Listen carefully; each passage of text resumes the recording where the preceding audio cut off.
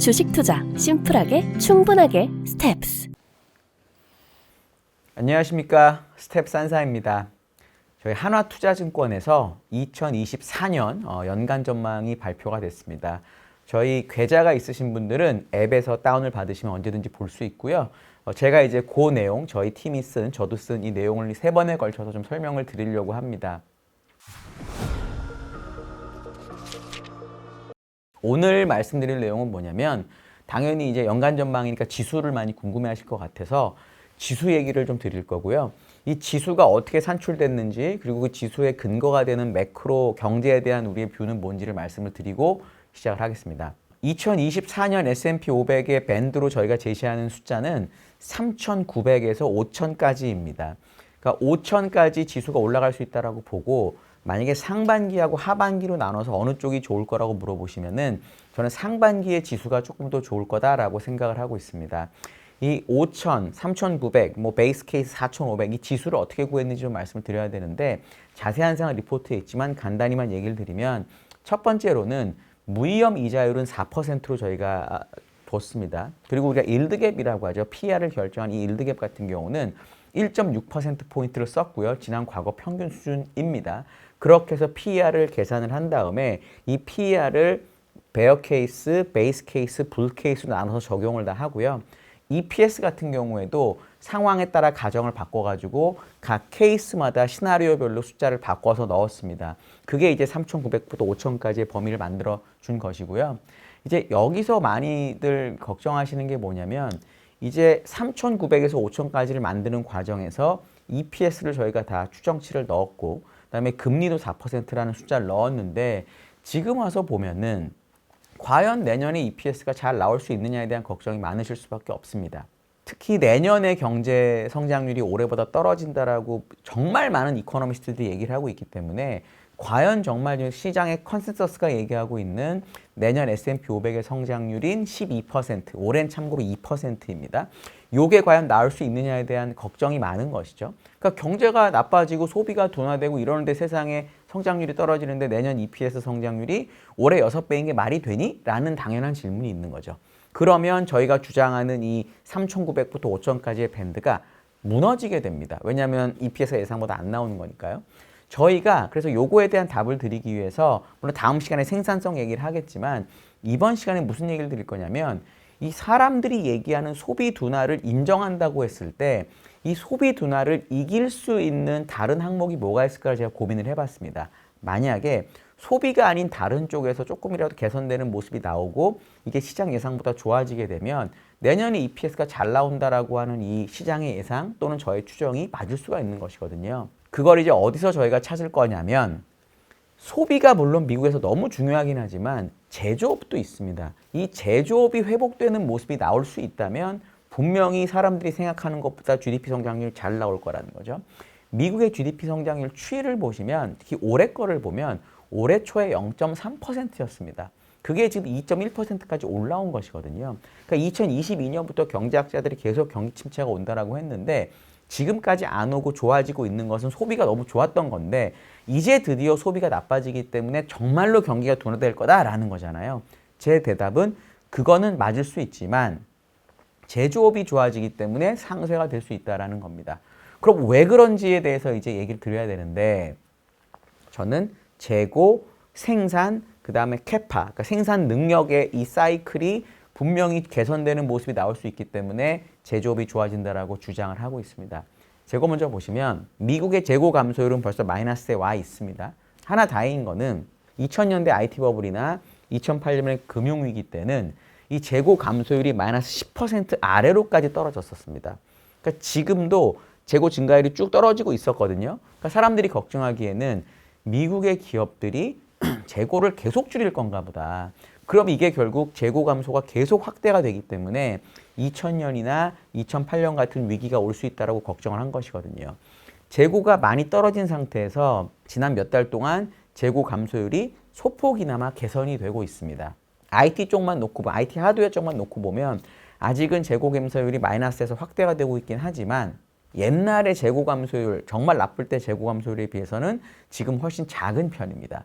그러니까 기본적으로 재고가 많이 줄어있는 상태인데 여기서 재고를 더 줄일 거냐 아니면 생각보다 나쁘지 않아서 재고를 조금 늘릴 거냐에 대한 판단에 지금 아주 기로해서 일단 미국의 기업들은 재고를 늘리는 아니 조금 줄이는 속도를 감축시키는 쪽으로 바꿨다라는 거죠.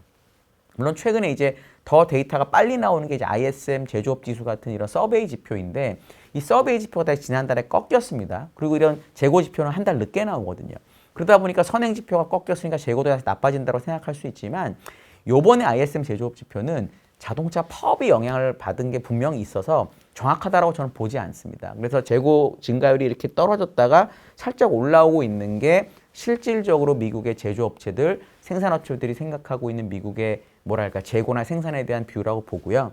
그럼 재고 감소율이 계속 확대가 되다가 소폭 반등했는데 그럼 재고가 조금 늘리려고 하면 재고를 생산을 더 해야 되잖아요. 그럼 생산 데이터는 어떠냐를 보시면 됩니다. 이것도 제가 마찬가지로 전체 생산 증가율하고 IT 생산 증가율로 나눠서 얘기를 많이 드리는데요. 이 전체 생산 증가율 같은 경우에는 재고보다 먼저 생산 증가율이 반등을 했습니다. 아직도 생산은 마이너스에 있습니다. 생산 증가율은. 하지만 마이너스에서 마이너스 폭을 줄였던 시기가 재고보다 먼저 왔다라는 거죠. 그러니까 재고를 덜 줄이기 시작하니까 생산 늘었다 당연한 논리인데 여기서 IT를 한번 보시면 특히 재밌습니다. IT는 아직도 재고 감소율이 점점 확대되는 추세에 있는데 물론 크진 않지만 생산 감소율이 줄어든 것은 훨씬 전에 이미 생산 감소율이 바닥을 찍고 올라오고 있습니다. 그러니까 재고는 계속 줄고 있는데도 생산이 조금 더 늘어나고 있다는 뜻은 뭐냐면 생각보다 IT 수요가 좋을 수도 있다는 거죠. 어제 그러니까 촬영일 기준으로 오늘이 11월 23일이니까 11월 22일 기준으로 중국의 9월 스마트폰 출하량이 나왔는데요. 전년 동월 대비 전월 대비 엄청나게 많이 성장을 했습니다. 그러니까 우리가 지금 느끼지 못하는 중간에 소위 부지불식간에 생각보다 IT 수요가 좋다라는 생각을 기업들이 갖고 있는 건지도 모르는 거죠. 그러니까 재고는 줄고 있는데 생산 감소율이 줄고 있으니까 이게 만약에 실제로 더 좋다라고 사람들이 느끼면 재고 감소율이 늘어나는 게 중단이 되고 이게 어느 순간 올라오게 될 거고요. 그럼 생산 증가율은 더 빨라질 겁니다. 그러니까 재고 감소율이 축소되는 게 나오고 생산 감소율도 조금 돌아서고 이 그림이 지금 벌어지고 있다는 거죠. 사이클로 보면 이게 한번 돌아서게 되면은 어느 정도 시간이 지속이 됩니다. 코로나 때처럼 뭔가 우리가 정말 예상할 수 없는 엄청나게 큰 경기에 악영향이 오면 이게 다시 꺾이는 경우가 있었지만 이 트렌드라는 게 쉽게 바뀌지가 않거든요. 그러니까 그런 관점에서 기업들은 계속적으로 줄이던 재고를 어느 정도는 그만 줄이자 내지는 늘리자로 바뀐 거고 그러기 위해서 생산도 그만 줄이고 다시 늘리자. IT는 재고 계속 줄고 있는데도 늘리자가 됐다라는 겁니다. 그럼 세 번째로 생산을 늘리려면 가동률을 높이거나 아니면 생산 설비에 더 투자를 하면 됩니다. 가동률을 아주 오랫동안 놓고 보면은 미국 가동률이 쭉 떨어지고 있어요. 그러니까 과거보다 가동률이 떨어져 있는 상태이기 때문에 생산을 늘리고 싶으면 쉽게 가동률을 높이면 된다고 생각을 많이 하시는데 미국의 설비는 우리나라보다 되게 낡을 수밖에 없잖아요. 제가 생각하는 거는 여기서 계산된 가동률은 실제 돌아갈 수 없는 장비까지 포함해서 계산이 됐다고 생각을 합니다.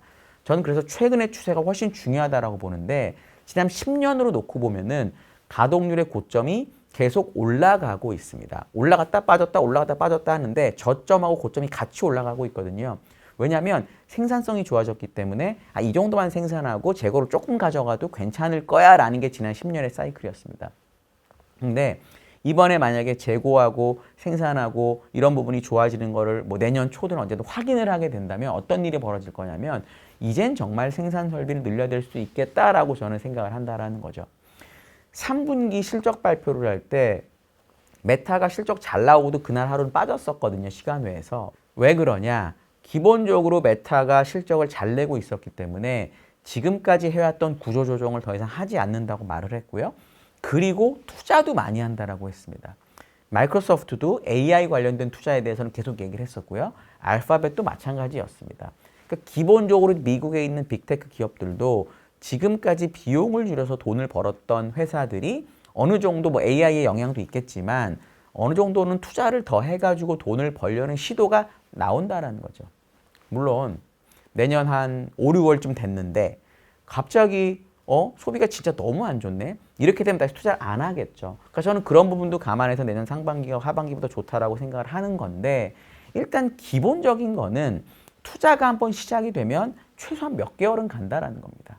저는 그런 관점에서 내년 상반기에 대한 걱정이 되게 많고 소비에 대한 걱정이 많고 미국 GDP 성장률의 바닥도 올해 4분기 내년 1분기이긴 하지만 요때 제조업 지표가 좋아지면서 사람들의 걱정을 덜 수 있겠다라고 저는 생각을 합니다. 다음 시간에는 제가 상반기가 좋을 수 있는 또 하나 금리하고 이제 실적 관련의 얘기를 하나 드릴 거고요. 그리고 생산성하고 금리 얘기를 또 드릴 생각입니다. 그래서 그 얘기까지 들으시면 왜 제가 내년장을 그렇게 보는지를 아실 수 있을 것 같고요. 오늘 드린 얘기 중에서 뭐 추가적인 의견이 있으시거나 아니면 제 생각이 좀 잘못된 것 같다 이런 건 어떻게 생각하시냐 질문 있으시면은 달아주시고요. 제가 보고 답변 드리도록 하겠습니다. 감사합니다.